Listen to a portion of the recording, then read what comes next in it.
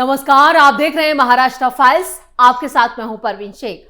आपको बताएंगे क्यों उद्धव की पार्टी में मची है भगदड़, अजीत पवार के बेटे पर क्यों लगाया 42 करोड़ का जुर्माना, क्या टूट गया है अघाड़ी, कांग्रेस नेता पर किसने किया केस। इसके अलावा जानेंगे कौन किसे दे रहा है चुनौती, कौन किसकी बढ़ा रहा है टेंशन। साथ ही आपको इन सभी खबरों से कराएंगे रूबरू। लेकिन तमाम बड़ी खबरों में आगे बढ़ने से पहले एक नजर डालते हैं महाराष्ट्र की टॉप हेडलाइंस पर।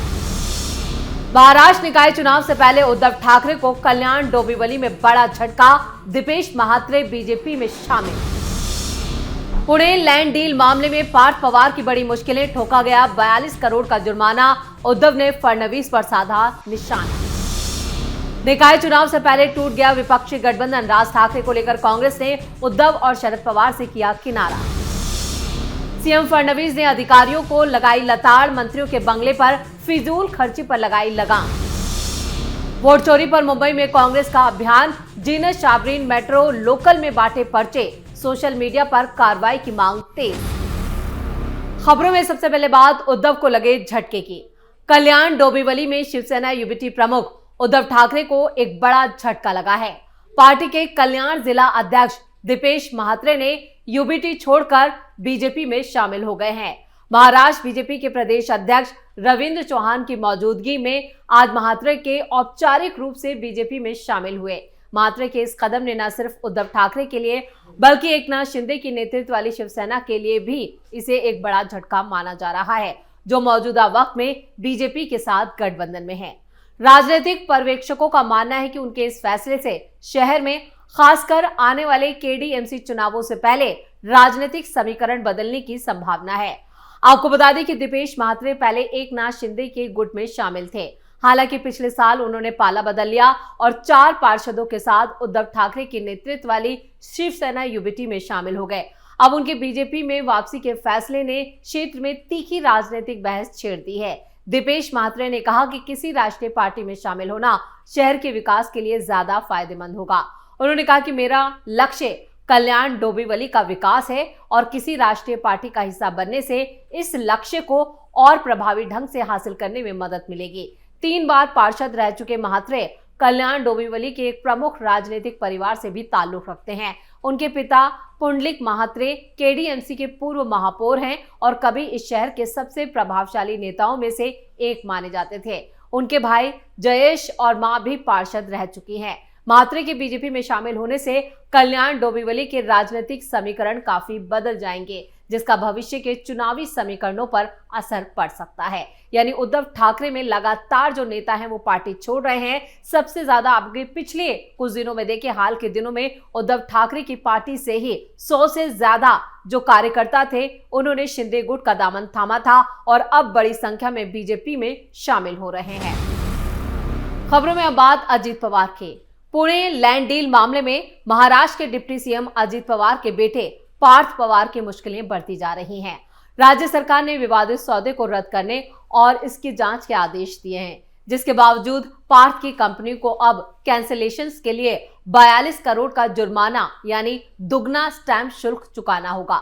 वहीं डिप्टी सीएम अजीत पवार ने अपने बेटे पार्थ पवार से जुड़े जमीन विवाद पर कहा है कि अगर उन्हें इस जमीन के लेन देन के बारे में पहले से पता होता तो वो इसे होने ही नहीं देते। अजीत पवार ने साफ किया कि इस तरह की जमीन को महार वतन कहा जाता है, जो सेल डीड नहीं हो सकता।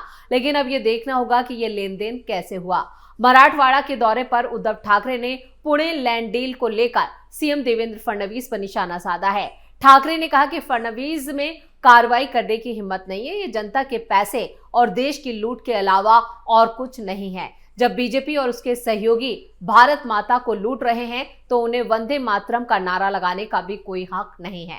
उद्धव ठाकरे यही नहीं रुके, उन्होंने आगे कहा, हमारी पार्टी चुराई, वोट भी चुराए, अब जमीन भी चुरा रहे हैं। कल एक मामला आया था। पहले दिन कुछ लोगों ने मुझसे पूछा कि आपकी क्या प्रतिक्रिया है।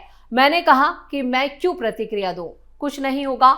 आप सब 1-2 दिन बैठकर शिकायत करेंगे, हम इस्तीफा भी मांगेंगे, मांग होगी ये जांच करो वो जांच करो। मुख्यमंत्री जी कहेंगे अगर कोई दोषी है तो उसे बख्शा नहीं जाएगा, जांच कमेटी बिठा दी जाएगी, क्लीन चिट दे देंगे, बस मामला खत्म। मुख्यमंत्री देवेंद्र फडणवीस को एक्सीडेंटल सीएम बताते हुए उद्धव ठाकरे ने कहा कि आप मुझे एक्सीडेंटल सीएम कहते हैं, लेकिन आपने जो एक्सीडेंट किए हैं उसकी बात तो कीजिए। इस तरह से देखें तो देवेंद्र भी एक एक्सीडेंटल सीएम है। वो एक दाढ़ी वाले को सीएम बनाने वाले थे। उद्धव ठाकरे ने किसानों को दिलासा देते हुए कहा कि अगर आपके दिल में चिंगारी है तो इस सरकार को दिखाइए। उन्होंने चेतावनी दी कि अगर किसानों की चिंगारी भी बुझ गई तो सरकार जल जाएगी। पुणे लैंड डील मामले को लेकर विपक्ष लगातार सरकार पर हमलावर है और उद्धव ठाकरे ने भी देवेंद्र फडणवीस पर एक एक करके कई बड़े आरोप लगा डाले। लेकिन देवेंद्र फडणवीस इस पूरे मामले की पहले ही जांच के आदेश दे चुके हैं और पार्थ पवार को 42 करोड़ का जुर्माना देने के लिए भी कहा गया है। खबरों में आगे का रुख करते हैं। महाराष्ट्र कांग्रेस अगले हफ्ते ये फैसला लेगी कि राज्य में आगामी स्थानीय निकाय चुनावों के लिए दूसरे दलों के साथ गठबंधन किया जाए या नहीं। पार्टी ने शनिवार को ये जानकारी दी। खबरों के मुताबिक ये फैसला 12 नवंबर को होने वाली महाराष्ट्र कांग्रेस संसदीय बोर्ड की बैठक में लिया जाएगा। खबरों की माने तो सबसे पहले सभी जिला अध्यक्षों के साथ चर्चा की जाएगी, जिसके बाद राज्य के सीनियर नेता विचार विमर्श करेंगे और अंतिम फैसला लेंगे। बैठक में ये तय होने की उम्मीद है कि कांग्रेस को अपने महाविकास अघाड़ी सहयोगियों, जिनमें उद्धव ठाकरे और शरद पवार की पार्टी शामिल है, उनके साथ वो गठबंधन में चुनाव लड़ेगी या नहीं। इधर कांग्रेस के अंदरूनी सूत्रों के मुताबिक महाराष्ट्र नवनिर्माण सेना यानी मनसे के साथ किसी भी तरह के गठबंधन को लेकर पार्टी के भीतर विरोध तेज हो गया है। पिछले कुछ महीनों में यूबीटी प्रमुख उद्धव ठाकरे और उनके चचेरे भाई राज ठाकरे स्थानीय निकाय चुनावों से पहले हाथ मिलाने के संकेत दे रहे हैं। कांग्रेस ने भी बता दिया है कि वो राज ठाकरे के साथ ये चुनाव नहीं लड़ेगी। अब जिला संसदीय बोर्ड 2 दिसंबर को होने वाले 246 नगर परिषदों और 42 नगर पंचायतों के चुनाव के लिए उम्मीदवारों के इंटरव्यू पूरे करने और उम्मीदवारों की लिस्ट बनाने की प्रक्रिया में शामिल है।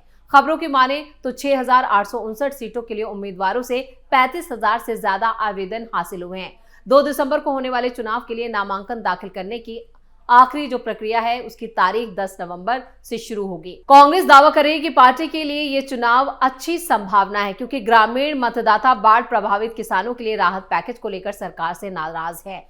उनके मुताबिक वोट चोरी का उनका मुद्दा जमीनी स्तर पर पहुंच गया है। पार्टी नेताओं के मुताबिक प्रदेश इकाई ने स्थानीय चुनावों की तैयारी के लिए काफी योजनाएं बनाई हैं। ये भी बताया कि कांग्रेस बूथ प्रमुखों के लिए ट्रेनिंग कार्यक्रम भी कर रही है। अब इसको लेकर 12 नवंबर को कांग्रेस की बड़ी बैठक होने वाली है, जिसमें यह फैसला लिया जाएगा कि वो गठबंधन में चुनाव लड़ेंगे या फिर कांग्रेस इन चुनावों में अकेले अपनी ताकत दिखाएगी। खबरों में आगे बढ़ते हैं। महाराष्ट्र के मंत्रियों के सरकारी बंगले के नवीनीकरण खर्च को लेकर सीएम देवेंद्र फडणवीस ने सख्त तेवर अपनाए हैं। उन्होंने अधिकारियों को कड़ी फटकार लगाई और गैर जरूरी खर्चों पर रोक लगाने की हिदायत दी है। मंत्रियों के मुंबई और नागपुर के सरकारी बंगलों के नवीनीकरण और मरम्मत खर्च को लेकर विवाद बढ़ने पर सीएम देवेंद्र फडणवीस ने इस मामले को सीरियसली लिया है। उन्होंने साफ किया है कि नागपुर में मंत्रियों के बंगलों पर गैर जरूरी खर्च नहीं होगा। इससे पहले 1 करोड़ रुपए का टेंडर भी जारी किया गया था, जिसे अब घटाकर 35 लाख रुपए तक सीमित कर दिया गया है और इसके साथ ही प्रशासन विभाग के अधिकारियों से इस खर्च की पूरी समीक्षा करने और गैर जरूरी खर्च पर रोक लगाने के निर्देश दिए गए हैं। इधर शरद पवार के विधायक रोहित पवार ने सतर्कता और गुणवत्ता नियंत्रण विभाग की रिपोर्ट का हवाला देते हुए मंत्रियों की सरकारी बंगले के मरम्मत और फर्नीचर की खरीद में करोड़ों रुपए की हेराफेरी का आरोप लगाया था, जिसके बाद पीडब्ल्यूडी मंत्री शिवेंद्र राजे भोसले ने मामले की जांच कर दोषियों के खिलाफ फौरन कार्रवाई करने की भी मांग की थी। इस मामले को लेकर विवाद बढ़ने पर सीएम देवेंद्र फडणवीस ने सख्ती बरती है। इधर राष्ट्रीय प्रत्यक्ष कर अकादमी ने स्थापना दिवस पर कार्यक्रम में केंद्रीय मंत्री नितिन गडकरी ने भी अपने चिर परिचित अंदाज में अधिकारियों को जमकर सलाह दी। गडकरी ने कहा कि सरकारी अधिकारी फाइलों से अपनी पत्नी से ज्यादा प्यार करते हैं। एक बार मैंने एक अधिकारी से पूछा था कि आप पत्नी से प्यार करते हैं, ठीक है, लेकिन फाइलों से उससे भी ज्यादा क्यों करते हैं। यानी कुल मिलाकर महाराष्ट्र सरकार ने सरकारी अधिकारियों और मंत्रियों से साफ कह दिया है कि अपने बंगलों का जो भी नवीनीकरण या कराना है वो खुद अपने खर्चे पर करें और सीएम देवेंद्र फडणवीस ने इसको लेकर सख्त हिदायत दे डाली है। और खबरों के आखिर में बात वोट चोरी की। चुनावों में वोट चोरी के मुद्दे पर लोकसभा में विपक्षी नेता राहुल गांधी बीजेपी और चुनाव आयोग पर हमलावर हैं। हाल ही में उन्होंने हरियाणा को लेकर ब्राजील की लड़की की फोटो 22 बार होने को लेकर बड़ा हमला बोला था। अब मुंबई युवा कांग्रेस की प्रमुख जीनत शबरीन ने भी अपने कार्यकर्ताओं के साथ इस मुद्दे को मेट्रो और लोकल ट्रेनों में उठाया। शबरीन कार्यकर्ताओं के साथ मेट्रो और लोकल में पहुंची। उन्होंने यात्रियों से बातचीत की और लोकसभा में विपक्षी नेता राहुल गांधी, चुनाव आयोग और बीजेपी के वोट चोरी के आरोपों का पर्दाफाश करने का दावा किया। उन्होंने जनता को जागरूकता और कथित वोट चोरी की हेराफेरी के बारे में जानकारी देने के लिए पर्चे भी बांटे। जागरूक नागरिकों से लोकतंत्र की रक्षा के लिए वोट चोरी के खिलाफ इस आंदोलन में सक्रिय रूप से भाग लेने की अपील की गई। मुंबई युवा कांग्रेस अध्यक्ष जीनत शबरीन और पदाधिकारियों के साथ घाटकोपर से साकी नाका मेट्रो और अंधेरी से गोरेगांव तक स्थानीय रेल मार्ग यानी लोकल ट्रेन से उन्होंने यात्रा की। शबरीन ने जिसकी तस्वीरें और फोटो अपने सोशल मीडिया अकाउंट पर साझा की, उनकी फोटो और वीडियो सामने आने के बाद अब हंगामा खड़ा हो गया है। सोशल मीडिया पर कार्रवाई की मांग हो रही है। वोट चोरी के मुद्दे पर मुखर हुई शबरीन के मेट्रो और लोकल ट्रेनों में प्रचार करने पर अनुमति लेने का भी सवाल उठाया जा रहा है। क्या इसकी उन्होंने इजाजत ली थी? जीनत शबरीन अपने इस अंदाज से सुर्खियों में जरूर आ गई, लेकिन सोशल मीडिया पर कुछ लोगों ने उनके इस कदम को यूनिक भी कहा, तो वहीं कुछ उनके लोकल और मेट्रो में पर्चे बांटने पर सवाल खड़े कर रहे हैं। उन्होंने पूछा क्या जीनत शबरीन ने कोई इजाजत ली थी या नहीं, यानी उनके खिलाफ अब कार्रवाई तय मानी जा रही है और जिसको लेकर स्थानीय स्तर पर एक्शन शुरू हो चुका है। इसी के साथ महाराष्ट्र फाइल्स में खबरों का सिलसिला यहीं खत्म करते हैं। बाकी खबरों के लिए आप जुड़े रहिए कैपिटल टीवी के साथ। वीडियो को लाइक करें, शेयर करें और कैपिटल टीवी को सब्सक्राइब जरूर करें। नमस्कार।